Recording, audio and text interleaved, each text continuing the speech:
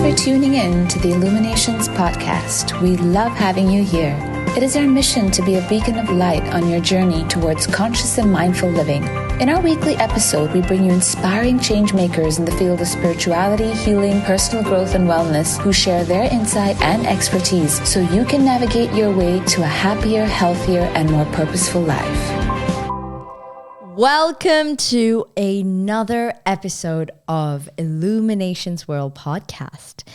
My name is Nia. I'm your host for today, and I am a clinical hypnotherapist, yoga teacher, and sound therapist at Illuminations. And we have a very, very special guest today and a very exciting topic. So the topic of today is challenging the stigma against men expressing emotions. I cannot tell you how important it is that we talk about this in this day and age, and I cannot wait to get started. But before that, let me introduce you to Adil. Adil is a men's coach, certified lifestyle and mindset coach, personal trainer, and motivational speaker. He has studied neuro-linguistic programming, Jung's masculine archetypes with Alexander Cottle, breathwork, meditation, and worked with master coaches in order to offer the range of modalities required to make long-lasting impact to their lives. His mission is simple: to heal the world of toxic masculinity. I absolutely love that, and welcome to the show, Adil. It's such an honor and pleasure to have you here. Thank you so much, and it is my honor to be here. My pleasure, so thank you for having me. I love the work that you're doing, and I can't wait to just dive right in. So let's just start with the basics, right? Let's go. Why do men find it challenging to just open up? And that's a good place to start. If I can speak from experience, I found it difficult to open up because I didn't know how. You didn't know how? I didn't know how. For many years, I was in a way suppressed in how I could express my emotion because I was actually quite sensitive growing up and quite emotional as a kid. But my dad, for example, was a man that wasn't really in favor of emotion. You know, he was a very strong Pakistani man, wanted me to be tough and super confident and all the didn't really, if you cried, it was a bad thing, you know. Be tougher, be stronger, man up. All of these words followed me, and eventually it just took its toll when I suppressed a lot of how I felt. So there wasn't any safety. So I'd say two things. One, men don't feel safe enough to open up. And two, they don't really know how to because they've been suppressed for so many years. And this is because of the stigma that men have to be that way? Exactly. To be masculine means to be tough, to be strong, to not show emotion, to always be the one that can just handle whatever life throws at them. It's tough. Where do you think that came from? And why do we have these myths or these stigmas in the first place? Where does it all come from? I think it came from men needing to go to war. Okay, interesting. You know, if a man goes into war and he's an emotional man, he's not going to make a very good soldier. And I think that this, throughout the years, throughout the centuries, is something that was ingrained, that men are like this, needs to be tough, strong, powerful. And if they're not going to make a very good soldier. So I think it comes from wartime.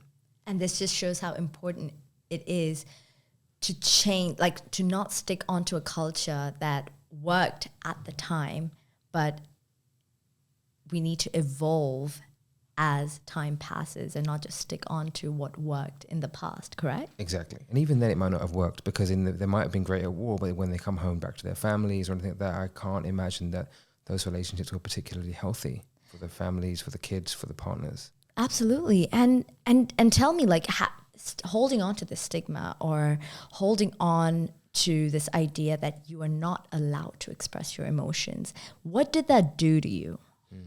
It meant that I was very angry. I was angry. So men are emotional, and anger seems to be the one emotion that is expressed often. But the world is afraid of a man's anger, and even men are afraid of their own anger. They lash out. So I lashed out. It would explode, for over the smallest of things. When I used to go out, I used to look for fights. Not in a way that I actually went to fight anyone, but I was just angry, just ready to explode at someone. I would flip at the smallest things with my family. I had a very harsh tongue. When we suppress our ability to be emotional and feel, it will eventually catch up with us. Whether we like it or not, it's going to come out. And it did.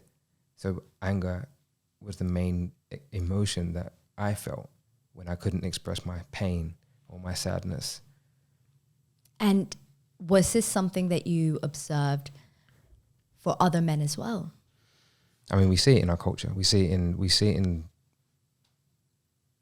TV. We see it in the news. We see it everywhere. Men are portrayed as emotionless beings, and we see them creating all kinds of trouble. Look at the wars that we have. Look at just the arguments that we see on the street. If I imagine myself when I was younger going out and partying or clubbing, and there's always a fight happening outside a club, because these men are suppressing their emotions. Their egos kick in to protect them, and it lashes out in all kinds of ways.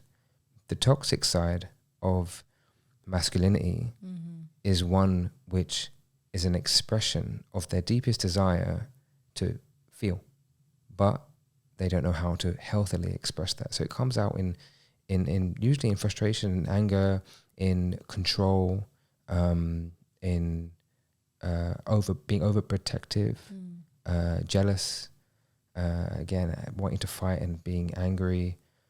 There's so many modalities in which men express themselves in the toxic way. So before we dwell, because I really want to get into toxic masculinity, but a lot of the traits that you described, there's a fine line between insecurities and masculinity, if that makes sense, or is there a fine line?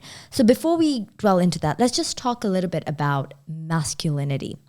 So what are masculine traits, and what comes under masculinity or healthy masculinity? Perfect. So in terms of healthy masculinity, someone that is living a life of purpose, they're driven, they're able to be grounded, which means they can hold themselves and those around them at times of trial and trouble, without really getting too consumed by what's happening around them. A man that is comfortable in who he is able to take charge, is able to lead, but in the way of a leader, not a dictator, able to support those around him, is a man of his word, has integrity, is honest with himself and also those around him, isn't afraid to challenge people around him, but in a way which is still with love and compassion. He's a man that knows his darkness, he knows his light, and he knows how he shows up in the world. That for me is what healthy masculinity means. Sorry, continue. No, I'm just saying that's what I believe healthy masculinity means. But it's so interesting how the qualities that you just described does not necessarily have to just do with men. Women can also have these qualities. So masculinity is not just a trait for men, but also an energetic, I feel like an energy that all women can also have. Yes, correct. Masculine and feminine resides in both of us. But as men, I would say heterosexual men, tend to be more polarized in masculinity compared to heterosexual women. When we can flow and there is polarity between the masculine and the feminine energies, that's where synergy thrives. And I think the men that I tend to work with are heterosexual guys that are lacking in healthy masculinity. So tell me a little bit about the men that you help. How do they come to you, and how do you help them? So often the men that come to me are in a dark place. They're in a place where they don't know who they are. Okay. They don't know what they're doing with their lives. They might have it all on paper. They got the successful job, they got the car, they got the partner, they've got all the money in the world, but they still feel like something's missing. They don't have any time. They don't have any pleasure. They're numbing themselves at the weekend, getting drunk at brunches. They have no morning routine. They have no structure to their lives. And deep down they know that something isn't quite right, or they're suffering because they're not in a relationship. They wish they were in one. They keep following the same toxic patterns where they get into relationships, they argue, they fight, and then they end up leaving. I think the main thing is they don't know who they are at all. And they see someone in me, which is someone that has been through darkness, going through darkness and coming out the other side, and they need help putting things in place. Or often just someone to speak to. I have some clients that just want to speak to me once a week and just let it all out.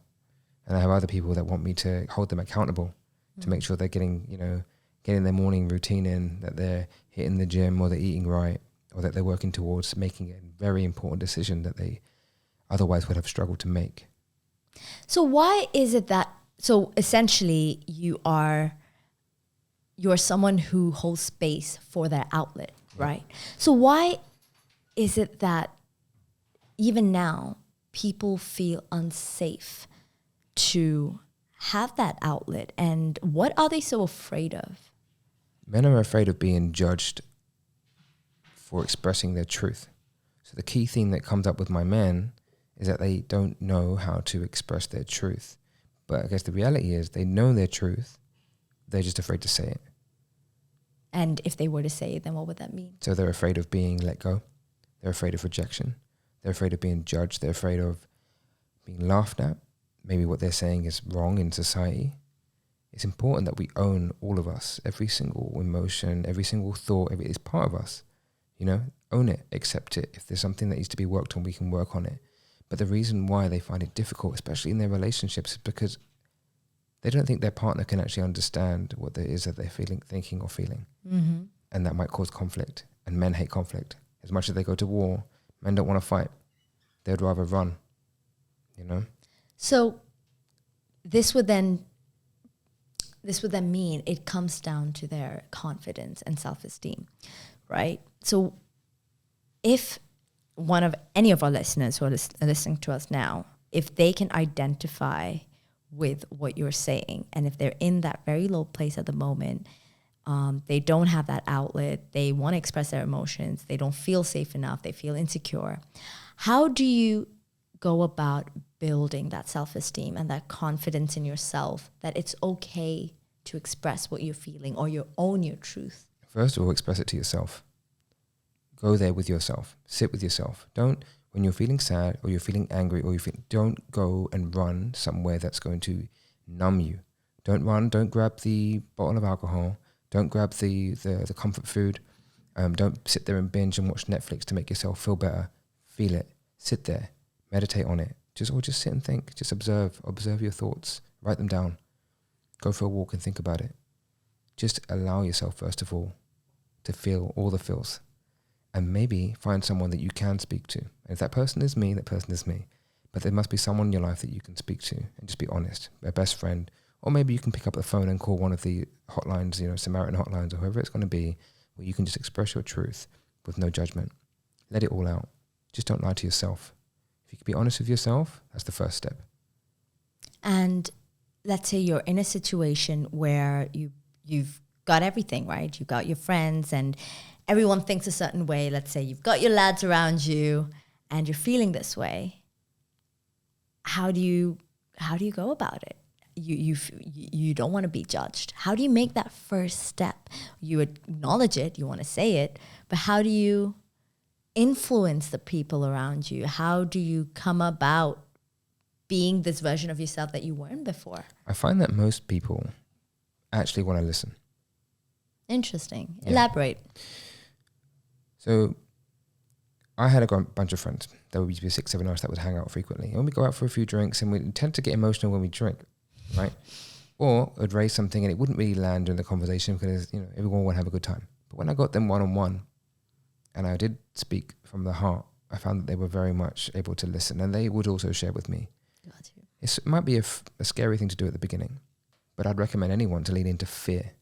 We're only afraid because we're afraid of being judged, right?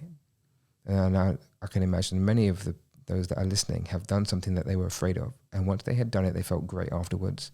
Or at least they realized that, okay, it wasn't that bad. Lean into fear always. It's hard at first, but it's one of those things where you practice, you get better at it.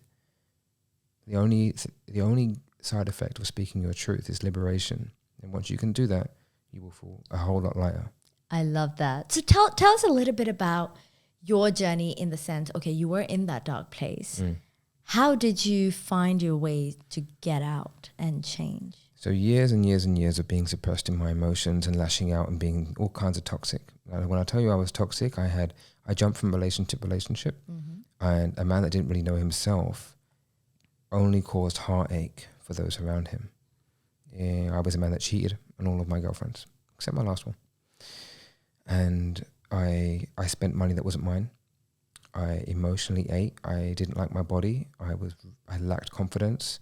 I felt alone even in a group of friends. I always wanted people around me because I didn't like being alone. And even now I struggle being alone sometimes.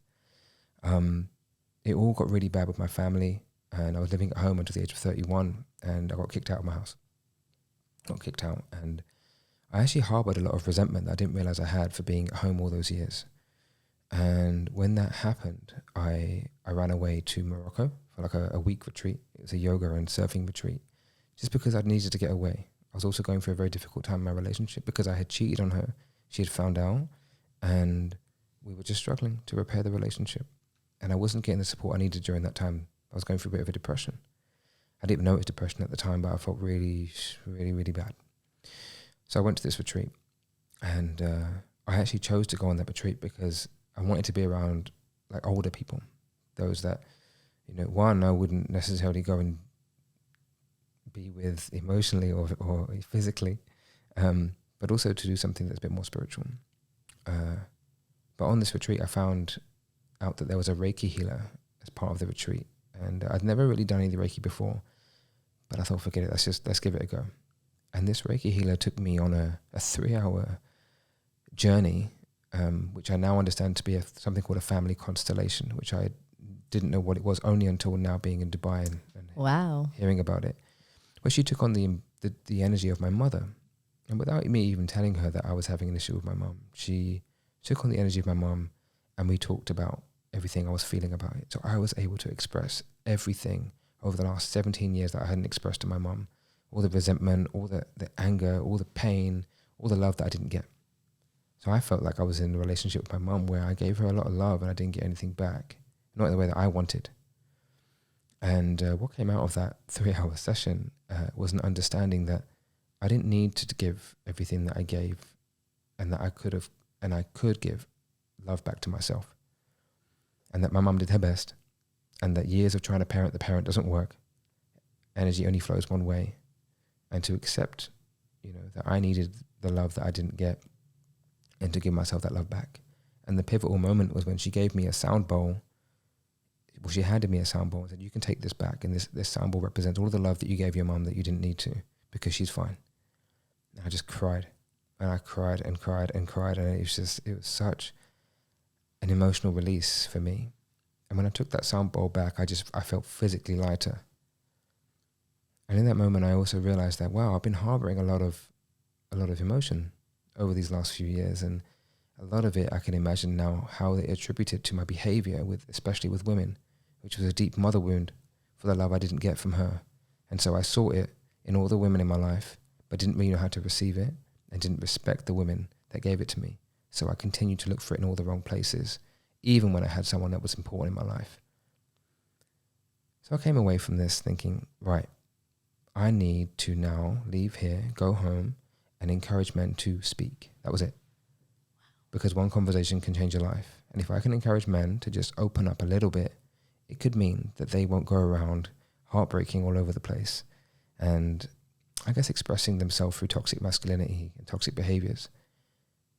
So that's kind of where it started. Wow, that's beautiful. Thank you so much for sharing that. I'm sure it must have been such an emotional journey for you as well. Yep.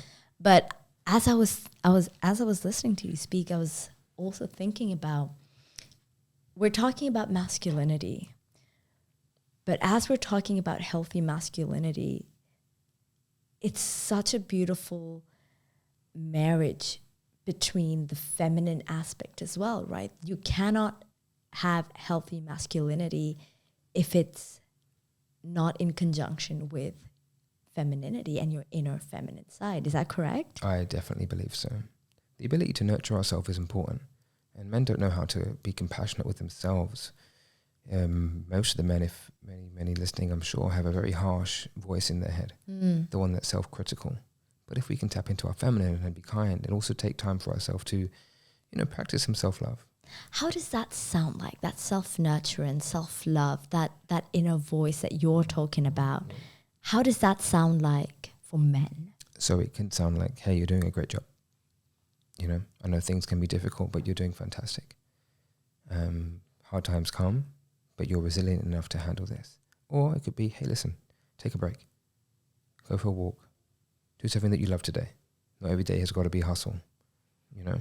Okay, you didn't win that bid, or you didn't, I can't think of anything right now, but, you know, there's things that don't always quite work out for us, and it's to understand that you don't have to be critical all the time. And also to understand whose voice is that really? Is it your dad? Is it your mum? Is it your grandpa? Whose voice is that? Because often our critical voice is someone from our past, you know? And if we can look at all of these things, the key thing is observation. Yeah. Just observe your thoughts. It's not actually it's not you. It's just a thought in your head. I love that. You've hit all the right points. I also want to ask you one more thing. What are some signs of toxic masculinity? Let's say you're in a relationship. Let's talk specifically about a relationship. Yep. If you're in a relationship, what does toxic masculinity look like? So I would say, first of all, physical aggression is a key one. What else? A man that is manipulative verbally. Okay. So a man that always wants to get his way. He can't be told no. A man that is jealous. A man that won't express his emotions but will instead run, walk away, stay silent, reach for a bottle, or, you know, flip very easily. Toxic masculinity. It's especially in relationships. I mean, a man that's secretive is another thing, you know. If he's secretive in one area, he's generally secretive in many other areas. I just think someone that you can see can't express truth and honesty. I would find that to be quite toxic. Got you. Yeah. And what would your advice be for men like that? How do they get out of that rut? How do they change? What can they do? The first thing is to listen to those around you. If someone is telling you something, especially someone close to you, they know you. They know you better than you think they do. For example, my family, they know me inside and out. And I used to be told often that my tone is harsh. My tongue is very sharp. And that's something I didn't listen to. I'd always defend myself. A man that's also someone that defends himself often and can't listen is also quite toxic. You know, being able to listen is so important. So my first advice is listen to those around you, especially in your relationships. Your partners are your mirror. They will only bring out the best in you. And it might look horrible at first, because when you're shown your mirror and you're shown your truth, it's not always nice because your ego wants to protect you. But listen to those around you, first step. Then talk to yourself, journal, write down everything you're thinking and feeling. Sit with it, really look at it, and don't be afraid, you know, to challenge yourself, because I know after all those years you built up a persona. This is who you think you are. And I'm going through many, many ego deaths about who I thought I was and who even now who I think I am and the man I want to be. And then go and talk to someone about it. Those are my 3 steps. So I love what you mentioned, and I really want to dive a little bit deeper into the word ego. Okay. How do you tone down the ego? So you mentioned a couple of steps, but from my observation and from the experiences I've had, toxic masculinity for me has a lot to do with ego as well. So the ego is there to protect you, right? The key thing is we don't need protecting anymore. Okay. Once we start to understand and really feel into who we actually are and our truth, we don't need it. We just show up in the world. And look, if you imagine those that walk into a room and they're like super confident without being arrogant, you think, wow, I wish I could be like this person. You think they're being quite egotistical, but they're not. They're just showing up as themselves. There's nothing that you need to protect. Exactly. As someone whose ego is very powerful, is because they're generally very insecure about something. There's something that they perhaps don't want to reveal, or perhaps they're very insecure about. Exactly. And this will come from all kinds of reasons. Trauma, or, you know, just some bad experiences, or just being afraid. You know, it could be a number of things. But when it comes to ego, the first thing is to understand that you just understand who you are, first of all, and try and build that confidence in who you are too. That's a little bit of self-love. But I would say if you can come at life and those around you with love and compassion, you don't need to worry about an ego. For example, something I had to learn over the last 12 to 18 months in my last relationship, I noticed myself in arguments with my partner. And I realized that all these years, I've been trying to win arguments. Why? When you try to win an argument with your partner, no one wins. Trying to defend your position. No. Now my whole approach to this is now completely changed. Drop the ego, just breathe into the moment and try to look at what you're doing. Generally what I was doing, I was trying to argue with my partner about how I made her feel. Every emotion is valid. If your partner feels a certain way, or anyone, that could be your mom, your dad, your sister, could be anyone. If they're feeling a certain way because of an action that you've done, that is valid. They feel what they feel. You can't try and convince them that they don't feel what they do. Acknowledge, sit back, listen, breathe, feel them. Really try and feel this person because you love them. I know you do. Feel the situation. Really feel from their heart. Give them a hug, and try to look at how you can work together on a solution. But in the moment, it might just be that they just need to be heard. There's no need to win an argument. Come at the situation from compassion and heart. The ego isn't going to do you any favors, and you don't lose anything. We think as men that we need to make sure that we defend our position, and we need to win that. Otherwise, we can't be seen as wrong. Men hate to be seen as wrong. Same way that men hate to ask for directions. We can't look like we're weak, right? We can't look like we don't know what we're doing, but it's okay because we don't always know what we're doing. I love that. I really, really do. The amount of awareness, observation that you need in those moments, especially when it comes to calming yourself down, finding that stillness in those moments that make you feel so uncomfortable. I think that takes a lot of self-control and self-awareness, correct? Just breathe. I mean, I did a video recently on how to have an argument, like simple things like don't raise your voice. Just, if you need to take a moment, go take a moment. And one of the things that I find is that if men don't like being surprised with an argument or someone talking to them about they want to talk about something right now. They're not ready. So I would say to the men listening, if this is you, go tell your partner or whoever it is that wants to have a conversation with you that you need to take 10 to 15 or 30 minutes. Go take a breather, go for a walk and come back. But make sure you come back. And then have a conversation. Create some safe space where however that looks, maybe you're having a glass of wine together, or maybe it's somewhere neutral, maybe it's outside in the park, whatever you need. Safety is important. With my last partner, we used to do this thing once a week called a love in, where we would set aside an hour where we talk about anything we wanted to that's been building up in us for the week, good things, bad things, whatever. But we both knew that Thursday, 7 p.m. was our time to talk. So we were both prepared. We'd set the scene, we'd light some candles, put some music on, we'd get comfortable, we'd do some eye gazing, and it made all the difference. That's beautiful. Yeah. That's so beautiful. I'm not saying you can always plan your arguments, but you can plan some time to air things out so things don't have to build up. I like that. Weekly check-ins. Yeah. Weekly check-ins. I love that. So now tell me, Adil, I know we could go on for ages and ages, but unfortunately, this is all the time I have for you. But before we wrap up, is there anything else you would like to add or end this episode with? I know it's difficult, especially for the men in Dubai. There's so many distractions. There's this hustle culture. There's things you could be doing every day, every week. There's this FOMO, and there's someone that you want to be like, or whatever it's going to be, and it can look like you're not where you should be, and it can make you feel small. It can make you feel low. You can think you're not doing something with your life. But I just want to say that you're doing fantastic. You're exactly where you need to be. Life doesn't have to be that serious. And if you're feeling like you're in a bit of a low point, observe it, write it down, speak it out to someone close to you, or you can reach out to me, and just get it off your chest. And where can people find you? So I'm on Instagram at Adil Coaches Men. I'd say that'd be the best place to get me. Got you. Well, thank you so much for everyone who tuned in today, and I hope you all enjoyed this episode. I know I did. Thank you so much for Adil for being with us here today, and we will catch you all next time with another speaker, with another topic. Until then, take care and stay safe and live light. Thanks so much for listening. If you enjoyed this episode, we'd love to have you tune in again next week as we discuss more engaging topics on relationships, health, career, self-care, and spirituality.